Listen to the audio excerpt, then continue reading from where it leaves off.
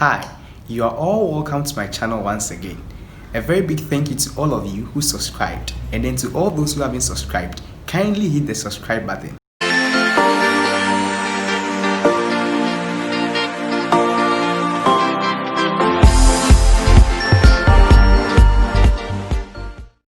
In this video, I'll be talking about how to write a curriculum vitae, or in simple terms, a CV.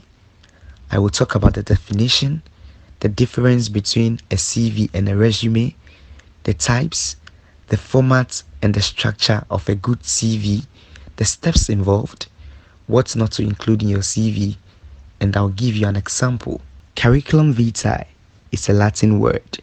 It means course of life. It is a detailed document highlighting your professional and academic history. CVs typically include information like work experience, achievements and awards, scholarships or grants you've earned, coursework, research projects, and publications.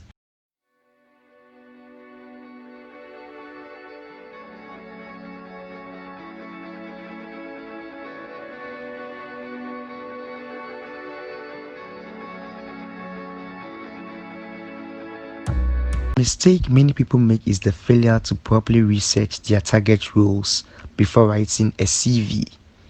If you don't know the particular skills and expertise recruiters are looking for, it will be difficult to write a CV that impresses them. Before you start writing your CV, you need to hit the organization's website and browse through various job adverts. Make a list of the organization's interests that keep appearing. Focus on hard skills such as industry-specific skills, IT system knowledge, qualifications, and languages. Don't focus too much on soft skills like teamwork, communication, and problem solving. Use Microsoft Word or Google Documents to create your CV. Specifics of a CV. It should talk about summary of your educational and academic backgrounds, as well as teaching and research experience, publications, presentations, awards, honors, affiliations, and so on. It should mostly be 2 pages in length. Sometimes it can go up to 3 to 5 pages. That's for senior level candidates and academic CVs. The structure is very systematic and is generally drawn in a specific order. It includes everything you have done that can be classified as work, paid or unpaid. It may contain voluntary or honorary positions. Specifics of a resume. It is a precise and a very brief document representing at a glance your key skills and main achievements. Resumes mostly focus on work experience and skills only. It should not be longer than 1 page. It should contain only what is strictly relevant to the job being applied for. In Europe, the Middle East, Africa, or Asia, employers may expect to receive curriculum vitae. In the United States, curriculum vitae is used primarily when applying for academic, education, scientific, or research positions. It is also applicable when applying for fellowships or grants. Generally, we have 3 main types of CVs, namely chronological CV, functional or skills-based CV, and combination CV. A chronological CV. First of all, what is the meaning of chronological? Chronological means sequential or progressive. A chronological CV is the most common format and is preferred by most employers. With a chronological style, your work history and education entries are sorted by date in order of most recent first. A chronological CV contains details of education and qualifications together with interests. Some chronological CVs also contain a brief personal statement at the front which sets out the key skills and strengths of the candidate. You can use a chronological CV format if you are applying within the same industry, as it will demonstrate your career progression. If you want to demonstrate growth and maturity throughout an organization, if you have a stable, solid career progression through one or at most 2 fields, If you do not have many achievements across your career, taking a job-by-job approach. It is the favorite format for most employers who simply want to get a feel for your career to date. Functional or skills-based CV. A functional CV places the emphasis on your skills and expertise rather than the chronology of your employment to date. It is used in situations where specific skills and accomplishments gained through experience or academic qualifications would demonstrate your competencies. Your skills should be listed in order of their importance. This CV format is especially suitable for entry-level candidates, students entering the job market for the first time, or recent graduates with little work experience who want to emphasize their transferable skills. The functional CV is ideal for those who are looking for a career change. Use the functional CV format if you have changed jobs frequently, if your experience comes through unrelated jobs, or you have several career gaps. For mature candidates, a functional CV will take the spotlight away from your age. Combination CV. This type of CV follows both chronological and functional formats. This makes the CV slightly longer than normal. People who normally use this kind of CV are people who want to change careers, having obtained some relevant skills for the new field. Someone who wants to demonstrate more skills as compared to work experience may find this type of CV useful. Use a combination CV format if you have many achievements and a strong career sequence. If you want to talk about your strengths and your relevant experience. If you're a senior level applicant and have lots of working experience and achievements to demonstrate. CV for academic purpose. It is mostly used when applying for postgraduate studies. Emphasis is placed on the courses studied, projects undertaken, details of research expertise, and a list of all publications. It should include research and teaching experiences, publications, grants and fellowships, professional associations and licenses, awards and other information relevant to the position you are applying for. The content of your CV must be tailored to reflect what the institution requires. Format of a good CV. Use a simple and a visible font. Do not use unofficial fonts. Some organizations tell individuals to use specific fonts. Do well to obey the requirements given. In cases where the font is not specified, you can use the Times New Roman font.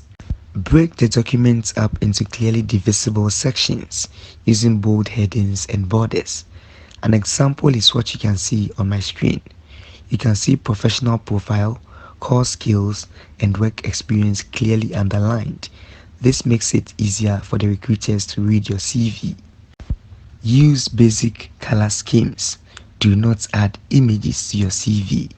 Keep your CV as brief as possible. This gives you enough room to sell yourself without giving the reader a tough time.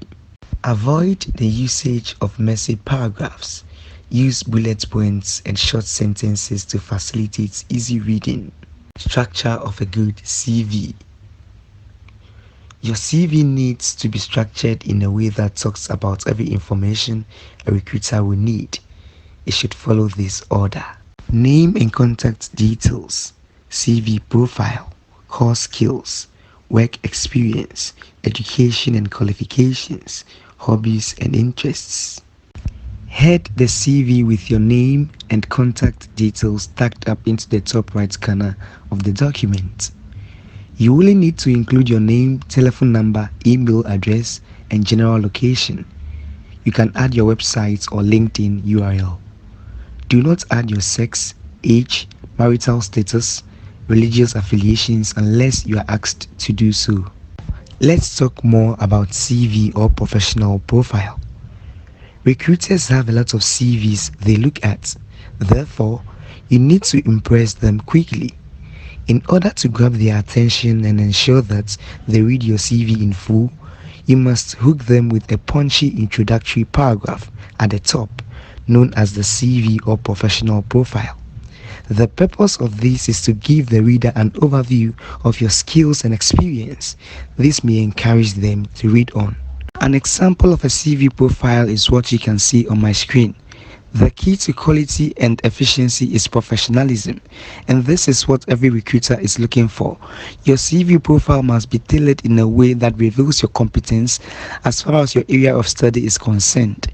This gives you an upper hand over other applicants. Your CV profile should give a brief information about your educational background, industries you worked in, and problems you solved. Now, let's look at the core skills section. Make big impressions in the first few seconds of your CV by putting your core skills just below your professional profile. Core skills section is a bullet pointed list split over 2 columns which talks about your skills and knowledge for the positions you intend to apply for. This creates a very quick snapshot of your abilities so that the readers can get a great idea of your talents from just a quick glance. This also helps you to make a big impact when your CV is opened.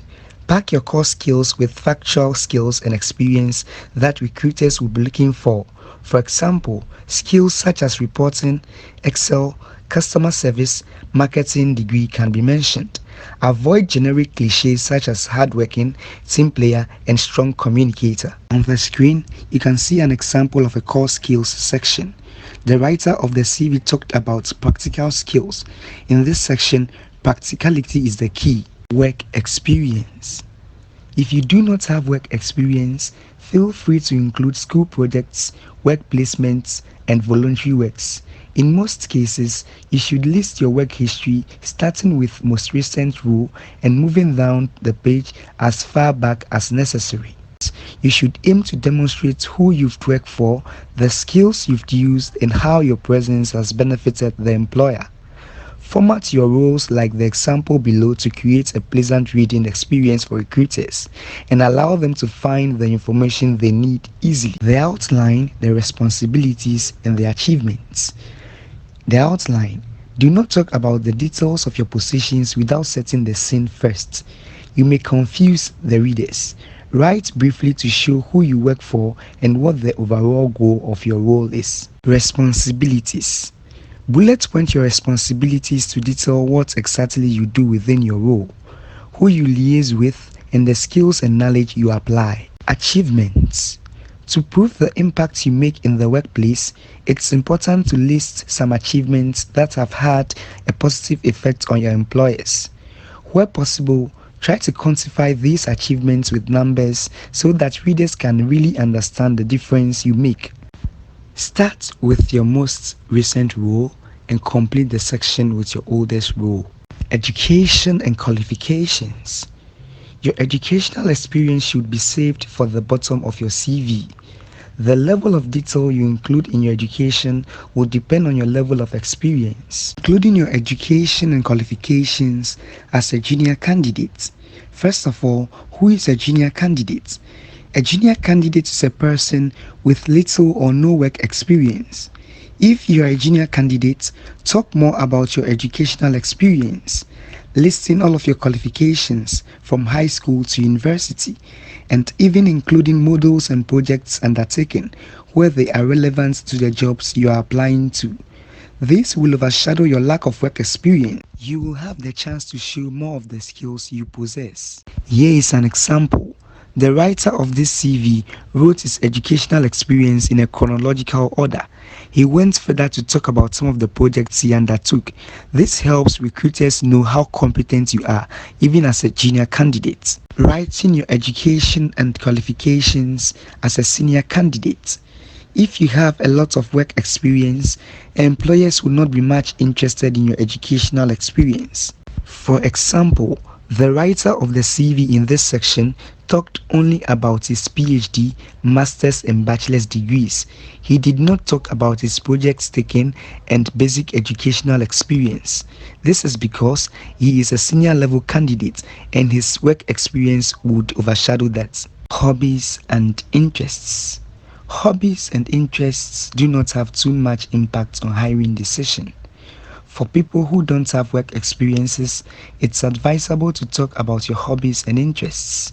For instance, you might captain a sports team, which shows leadership skills and motivation. What not to include in your CV? 1. References. The aim of your CV is to win interviews by presenting your skills and experience to recruiters. At this stage of recruitment process, nobody needs to know who your references are, and you certainly shouldn't include another person's contact details on a document which you are distributing online. An employer can only ask to contact your references once they have made you a written offer, so be wary of anybody who demands for them earlier. When writing your CV, it's a good idea to start thinking who you would like to use as a reference and maybe even asking for their permission, but never put their names and contact details on your CV. 2. Skills graphs. Skills graphs like the ones on the screen may look fancy, but they do not provide any real skill of your abilities to readers. Instead of using skills graphs, use numbers, facts and figures to quantify your points. For example, 4 years of data management experience. 3. Lies. Do not be tempted to tell lies when writing your CV. This may go a long way to ruin your reputation and prevent you from getting subsequent jobs. 4. Unexplained gaps. If you have gaps in your employment, don't try to hide them in your CV. Do well to explain your career breaks in a positive fashion. Maybe you've had time out traveling, completing a personal project, or caring for a family member. Write a brief explanation of your break and try to show some of the skills you've used and experience gained through it. Don't be embarrassed about having time out. Employers should not discriminate against you for it. 5. Photographs. Employers and recruiters make hiring decisions based on skills, knowledge, and ability. They do not hire people based on what they look like. Photographs waste valuable space on your CV that will be better utilized with compelling content that will persuade people to hire you. You can add photographs if you are an actor or a model. This is an example of a chronological CV. It is written in a sequential order, from name and contact details to professional profile to core skills to work experience to education and qualifications, then hobbies and interests. I want to entreat each and everyone to write his or her CV and put it down. Do not wait for the time you apply for a job or postgraduate studies before you do so. It's advisable to write it now and keep updating it as you move to higher stages in life. I urge everyone who has watched this video to use the knowledge gained to write a very solid and competitive CV. Thank you very much for watching this video. I have other amazing videos on my channel. You can check them out. I'll see you next time. Bye.